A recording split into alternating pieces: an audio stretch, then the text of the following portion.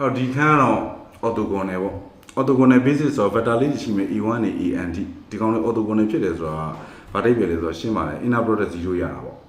ဟုတ်တယ်နော်အဲ့တော့ orthogonal matrix Q ကိုလေ့လာမယ်ပြီးတော့ Gram-Schmidt ရဲ့ idea ဖြစ်တဲ့ ရိုး matrix ကို orthogonal matrix ဖြစ်အောင်ဘယ်လိုလုပ်မလဲဆိုတာလေးလေ့လာကြမယ်နော်အဲ့တော့ orthogonal vector ဆိုတော့ဘာကိုပြောတာလဲဆိုတော့ ai ဆိုတဲ့ vector ရဲ့ eg ဆိုတဲ့ vector ရဲ့နှစ်ခုကို inner product လုပ်တာတနည်းအားဖြင့် e transpose ai transpose နဲ့ eg နဲ့ကို inner product လုပ်တဲ့အခါမှာ0ရတယ်ဘာလို့0ရဆို i နဲ့ g နဲ့မတူတဲ့အခါမှာနော် vector နှစ်ခုကို inner product လုပ်0ရနော်ဒါဆိုရင်ဒါ auto ဖြစ်တယ်လို့ပြောလို့ရတယ် auto ပဲတောင်းမှန်ပဲကြာတယ်နော်အဲ့တော့ normal မဖြစ်ဘူး normal ဖြစ်တာ vector တစ်ခုဒီသူ့ကိုယ်သူပြန်ပြီး inner product လုပ်1ကြရင်အဲ့ဒါ normal ဖြစ်တယ်အဲ့ဒါကြောင့် autonormal ဖြစ်မှဒီကောင်လေးကိုဒါ autonormal vector လို့ခေါ်တာပေါ့နော်အဲ့ကောင်လေးပါတဲ့ကောင်မှာ orthogonal matrix လို့ခေါ်တာပေါ့နော်ဥပမာ matrix Q က Q1 နဲ့ Q2 ရှိမယ်အဲ့တော့ Q transpose Q ဒီမြောက်ကြည့်လိုက်ရင် identity ရတယ်ဘာဖြစ်လို့လဲဆိုတော့ Q transpose ဒီ Q inverse နဲ့တူနေလို့ပဲနော် Q က square matrix ဆိုမှာနော် square matrix ဆိုမှာ Q transpose Q က I ရတယ် Q transpose ဒီ Q inverse ဖြစ်တယ်ဥပမာ Q ဒီ001100010ဆိုရင်သူဒီ orthogonal matrix ဖြစ်ပါတယ်เนาะ orthogonal matrix ဆိုခုနကဂုဏ်တက်တိနှစ်ခုလုံးပါပြီးသားပေါ့เนาะ orthogonal matrix ဆိုအဲ့တော့သူ့ကို transpose လုပ်တဲ့အခါကျရင်လည်း another orthogonal ကိုပဲရတယ်တနည်းအားဖြင့်သူ့ကို transpose လုပ်လိုက်တဲ့ကောင်ဒီ Q inverse ဖြစ်ပြီးတော့ Q နဲ့ multiplication လုပ်တဲ့အခါ identity ပဲရမှာပေါ့ဒါက orthogonal matrix Q အကြောင်းပေါ့အဲ့တော့ဆက်ကြည့်အောင်ဥပမာလေးအဲ့တော့ cos theta minus sin theta sin theta cos theta ဆိုလို့ရှိရင်ဒါဆိုထားလိုက်ပါတော့ cos 90ပဲထားလိုက်တော့ theta ကို90ထားလိုက်01 minus 1 0ရမယ်အဲ့ corner နှစ်တိုင်းမြောက်0ရမှာတေချာပဲဒါဆိုရင် ortho တော့ဖြစ်သွားပြီ normal ဖြစ်လာတစ်ချက်ပြန်ကြည့်မယ်01နဲ့01နဲ့ကို inner product ပြန်လုပ်ကြည့်အောင် inner product လုပ်ကြည့်တော့1ရမယ်နော်1ရဒါဆိုရင် yes this is orthogonal matrix 1 minus 1ကြတော့အဲ့တော့သူတို့နှစ်ခုကိုမြောက်ကြည့်ရင်သူတို့နှစ်ခုကိုမြောက်ကြည့်ရင် orthogonal column တော့ရပါတယ်ဒါပေမဲ့ column 1ကို column 1နဲ့ပြန်ပြီးတော့ inner product ပြန်လုပ်လိုက်တဲ့အခါ2ရတယ်တစ်တလီတစ်အပေါင်းတစ်တလီတစ်ဆို2ရအဲ့တော့ဒီကောင်ဒီ orthogonal matrix မဟုတ်ဘူးဟုတ်ပြီ orthogonal matrix မဟုတ်ဘူးเนาะ orthogonal matrix ဖြစ်အောင်ဘယ်လိုလုပ်မလဲအဲ့တော့ဒီကောင်က1/1နဲ့1/1နဲ့ပေါင်းလို့2ရနေတာလေ1/2နဲ့1/2နဲ့ပေါင်းလဲဆိုရင်တော့1ရမှာเนาะအဲ့တော့1/2ဖြစ်အောင်လုပ်လိုက်မယ်root 2နဲ့စားလိုက်မယ် root 2နဲ့စားရင်1နဲ့1မြောက်တာမဟုတ်ဘဲနဲ့1/√2နဲ့1/√2မြောက်တာဖြစ်သွားမယ်အဲ့တော့မြောက်လိုက်ရင်ဘာရမလဲ1/√2ပဲရတယ်เนาะ1/2ရအောင်အဲ့1/2နောက်ထပ်1/2နဲ့ထပ်ပေါင်းမှာဆိုတော့1ရမှာပေါ့เนาะအဲ့ဒီနေ့အဖြစ်ဒါ normalize လုပ်တာပေါ့เนาะatma matrix ဆိုတာရှိတယ်တဲ့ atma matrix ဆိုတဲ့ဟာဒီ matrix လေးကိုပဲဒီထဲမှာထည့်ကြည့်ပြီး clone ပွားတာเนาะdimension ဘယ်လောက်ထိအများကြီးရလဲဆိုတော့ဘယ်သူမှမသိနိုင်ဘူးတဲ့เนาะပြောတာပဲအဲ့တော့ဒါ world famous orthogonal matrix တဲ့เนาะအဲ့တော့ဒီကောင်ကို column 9ကိုမြှောက်ကြည့်လိုက်လို့ရှိရင်လည်း orthogonal တော့ဖြစ်မှာပဲเนาะ orthogonal ဖြစ်မှာပဲသို့တော့ inner ဒီ column 1နဲ့ column 1ကို inner product လုပ်တဲ့ခါကျရင်တော့1မရအောင်ဥပမာကြီးလေ4ရမှာလေမကြည့်4ရမှာဟုတ်တယ်မ4ရမှာဆိုတော့ခါကျတော့အဲ့တော့သူ့ကို1/2နဲ့စားလိုက်မယ် normalize လုပ်လိုက်မယ်တဲ့1/2နဲ့စားမယ်ဆိုတော့1/2နဲ့1/2နဲ့မြောက်1/4လေးခုလေးခုဆို1ဖြစ်သွားမှာ1ဖြစ်သွားမှာပေါ့နော်ဟုတ်ပြီဒီထဲလက်ထည့်ကြည့်အောင်ဒီထဲထည့်ရင်ခုကြည့်ခုminus နဲ့ minus နဲ့မြောက်မှာဆိုတော့1/4ပဲရမှာเนาะအဲ့တော့ဒါဆိုရင်ဒါ normalize လုပ်ပြီးလိုက်တာပေါ့เนาะဒီကောင်ကို site ဘယ်လောက်ထိချဲ့သုံးရမလဲဆိုတော့ဘယ်သူမှမသိနိုင်ဘူးသုံးချင်တယ်လို့သုံးပေါ့เนาะဟုတ်ပြီထားလိုက်ပါတော့နောက်တက်နမူနာတစ်ခုကတော့1 - 2ဆိုရဲ3 row 2 column ပေါ့เนาะအဲ့မှာသူက column 1နဲ့ column 2ကို inner product လုပ်နေ0ပဲရမှာပဲเนาะ column တိုင်းတွေကတော့ normalize မလုပ်ရသေးဘူး1 to 2နဲ့1 to 2ကို inner product လုပ်ကြည့်ရင်တခြားအဖြစ်တစ်ခုရမှာဘာရမှာ1 to 2ဆို1နဲ့1မြောက်1 2နဲ့2မြောက်4 9ရမှာ9ရမှာပေါ့နော်9ရမှာဆိုတော့အဲ့တော့13နဲ့13နဲ့မြောက်လို့ဆို1/9ရမယ်23နဲ့23နဲ့မြောက်ရင်4/9ရမယ်23နဲ့23မြောက်ရင်4/9ရမယ်အဲ့တော့1/9 plus 4/9 plus 4/9ဆို9/9 okay ဒါ normalize လုပ်လိုက်တာပေါ့ဒါဆိုရင် orthogonal basis ဖြစ်သွားတာပေါ့เนาะနောက်ထပ် independent ကောင်တွေရှိရင်လည်းထပ်ထည့်လို့ရသေးတယ်တဲ့เนาะဒါလည်း ဘာ matrix တော့ Q อ่ะ orthogonal matrix ဖြစ်သွားတာပေါ့เนาะဟိုက orthogonal ဂုဏ်သတိရှိရဲ့စာမှာ orthogonal မဖြစ်သေးဘူးမှန်တယ်orthogonal အဲ့ဒါဆိုရင် orthogonal matrix လို့သူတို့မခေါ်ဘူးเนาะအဲ့တော့ Q has orthogonal column သူ့ရဲ့ column space ပေါ် project လုပ်ချင်တာဟုတ်ပြီ Q ကတော့ matrix ကြီးသူ့ရဲ့ column space ကို project လုပ်ချင်တာအဲ့ဒါဆိုတော့ column space ကဘယ်လောက်လဲ column space က full rank ကြီးပဲ column space full rank ရပါဘူးเนาะ full rank အပြည့်ရတာလေသူ့မှာ independent တကောင်မှာ dependent တကောင်မှာတော့မရှိဘူးเนาะအပြည့်ရော R3 ဖြစ်ဖြစ်မှာ R4 ဖြစ်ဖြစ်မှာ projection ကပြောတော့ခုနကတော့ line တို့ plane တို့ပဲတို့ကြည့်ခဲ့တာ projection ကတခြား hyperplane နဲ့ဖြစ်နိုင်တယ်ဆိုတာဖြစ်သွားပြီเนาะဆိုတော့ထားလိုက်ပါတော့တင်ချာရပဲကြည့်အောင် projection matrix ကပါတယ် A နေရာမှာ Q ထည့်လိုက်ဘူး Q matrix ဖြစ်တာဟုတ်တယ်เนาะ Q နေရာမှာ Q ထည့်လိုက်ဒါပေမဲ့ဒီမှာ Q ဒီ identity ရ Q transpose Q Q transpose Q เนาะသူကဟိုဖြစ်သွား Q ရတယ်ငါငကိုတွေက full rank ရတယ်ကောင် independent square matrix ဖြစ်နေ square matrix တွေဖြစ်နေတာဟုတ်เนาะအခါကျတော့ तू က identity ရအဲ့တော့ identity ရတော့ inverse လုပ်ပေးစရာမလို Q transpose Q ဒါပဲတူတူပဲအဲ့တော့ projection matrix Q ဒီ Q transpose ပါပဲတဲ့เนาะအဲ့ Q transpose ကပါလဲ I ပါပဲတဲ့တကယ်မို့ Q က square matrix ဖြစ်မှာဟုတ်ကဲ့ Q transpose square matrix ဖြစ်မှာအဲ့တစ်ချက်တော့ရှိတယ်အဲ့တော့မေးတာဗာမေးလဲဆိုတော့ matrix Q ဟာ square matrix လည်းဖြစ်မယ် orthogonal column တွေလည်းရှိမယ်ဆိုရင် column space ကဘယ်လောက်လဲ the whole space RAM တူတူပဲเนาะခုနကအဲ့တော့ whole space ကို projection လုပ်မယ် projection matrix ကဘာလဲ whole space projection လုပ်မယ် projection matrix အဲ့ကောင်တွေအကုန်လုံးပဲဖြစ်နေမှာပေါ့အဲ့ whole space ထဲမှာရှိနေတဲ့အကောင်တွေပဲဖြစ်နေမှာprojection matrix တော့မှာဆိုအဲ့တော့ identity ပေါ့ဟုတ်ပါဘယ်နှခုရှိမလဲပြော identity ပေါ့ပြောချင်တာရထွက်လာတဲ့အဖြစ်ရလဲ column space ထဲမှာပဲရှိမှာလေဟုတ်တယ်မလား space ထဲမှာပဲအဲ့ဒါကြမှာ identity ကသုံးလို့ရအောင်ဟုတ်တယ်မလားအဲ့ဒါ identity ပဲ okay အဲ့တော့ Q transpose ဒီ projection matrix ဖြစ်တာမို့တဲ့ရှေ့မှာတို့ကြည့်ခဲ့တဲ့ quantity တွေ symmetric ကတော့ပြောစရာမလိုတော့ပါဘူးနောက်တော့ဒါပေမဲ့ဒါကတော့ projection ဘက်ကကြည့်တာပေါ့နော် symmetric ဖြစ်မယ်နောက်တော့ projection နှစ်ခါလုပ်မယ်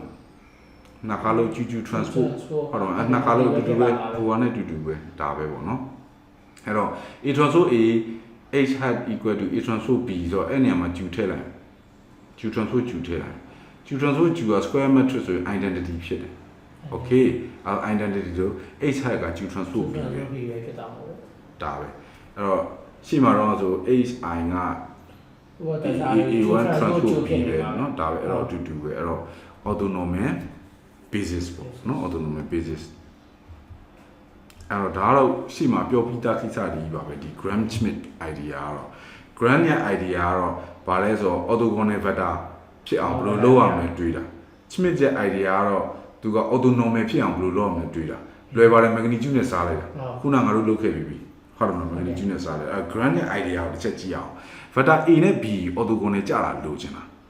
A ရဲ့နော် sorry vector B ရဲ့ A ပေါ်မှာကြာမယ်ဆိုပေါ့နော် vector A နှစ်ခုရှိတယ် sorry vector နှစ်ခုရှိတယ် A နဲ့ B နှစ်ခုရှိတယ်အဲ vector A နဲ့ B ဒီ independent ဖြစ်တယ်တောင်းမှန်တော့မကြာဘူးအဲနှစ်ခုကိုတောင်းမှန်ကြာစီချင်တာတောင်းမှန်ကြာစီချင်တော့ B ရဲ့ A ပေါ်ကြာမယ်အရေးကိုပြင်ပေးလိုက်မယ်အဲ့ဒါကိုရှော့ပေးလိုက်ရင်တောင်းမှန်ကြာသွားမှာပေါ့ဟုတ်တယ်နော်အဲ့တော့ A အသေးကို A ကြီးလို့မှတ်ထားရအောင်ဟုတ်တယ်နော် A အသေး A ကြီးလို့မှတ်ထားရအောင်အဲ့တော့တကယ်လိုချင်တဲ့ B က B ကြီးအခုရနေတဲ့ B က B အသေးဒီကြားတဲ့ပမာဏဒီအဲ့ဒါပေါ့ဟုတ်ပြီအဲ့တော့ဒီ B ကြီးကိုဘယ်လိုရမလဲ B ကြီးကိုဘယ်လိုရမလဲဆိုတော့ vector B minus ဟောဒီ vector P vector addition လေ sorry addition နဲ့ပဲအဲ့ဒါနဲ့ပေါင်းရင် B ရမယ် B ကြီးနဲ့ပေါင်းမှန်တယ်အဲ့တော့ addition နဲ့ပဲပြောမှဆိုရင် vector B ကြီးဒီ vector B အသေး plus minus vector P ဟုတ်တယ် minus direction အဲ့တော့ minus B ကငါတို့သိခဲ့ပြီးသားရှေ့မှာအများကြီးတွက်ခဲ့တာဒါကြီးလေဟုတ်တယ်ဟုတ်တယ်မလား projection on projection matrix နဲ့ A နဲ့တနည်းအားဖြင့်ပြောရင်ဒါကြီးကတော်နှုတ်လို့ရှုပ် minus ပါတော့ရှုပ်နေလို့ထင်တယ်တကယ်တော့ vector addition ပဲနော် vector addition ပဲအဲ့ဒါဆိုရင် A နဲ့ B နဲ့ကperpendicular နော် perpendicular ဖြစ်မယ်အဲ perpendicular ဖြစ်ရင်သူတို့နှစ်ခုမြောက်တာ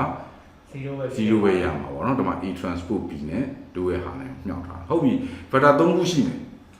ABC ချင်းချင်းနဲ့ orthogonal ဖြစ်အောင်လုပ်ရှင်တယ်ဘယ်လိုလုပ်မလဲအဲ့ခါကျတော့ vector C အကြီးပေါ့ C သေးလည်းရှိပါလိမ့်မယ်နော်အဲ့ဒီ C ကနောက်ထပ်ဝင်ရိုးတစ်ခု C က A နဲ့တော်တော်ကောင်း A ကြီးနဲ့တော်တော် B ကြီးနဲ့တော်တော်ကောင်း orthogonal ဖြစ်ချင်တာဖြစ်ချင်တာဆိုတော့ vector addition ပဲစဉ်းစားကြည့်အောင်ဒုနာ vector B ကြီးက B plus B plus minus B လေထားလိုက်တော့ B plus P ပေါ့နော် B plus A လို့ယူဆလဲရဒီသေးလေးကိုပြောတာပါဟုတ်တယ်မလားအဲ့တော့ဒီကောင်ကကြတော့ vector C plus vector C projection on A အရေးကြနေတဲ့အပိုင်းပဲ plus ပဲဒီကောင်တွေက negative direction မှုလို့တာရင်နော် negative direction minus ဖြစ်တော့တကယ်တော့ vector addition ပဲဒီသုံးခုပေါင်းလို့ 3D space မှာသွားကြည့်လိုက်ကွာဒီသုံးခုပေါင်းလို့ vector သုံးခုပေါင်းလို့ 3D space မှုလို့ဒီကောင်သုံးခုပေါင်းလို့ဒီကောင်ကြီးရလာတာပဲဟုတ်တယ်နော်အဲ့တော့ဒါပဲအဲ့တော့ဒီမှာတစ်ခုရှိတာနည်းနည်းကြည့်တတ်ဖို့လိုတာကဒီကောင် B က input ဖြစ်တယ်နော် projection of B onto A ဟုတ်တယ်နော်ဒါဆိုရင် projection of C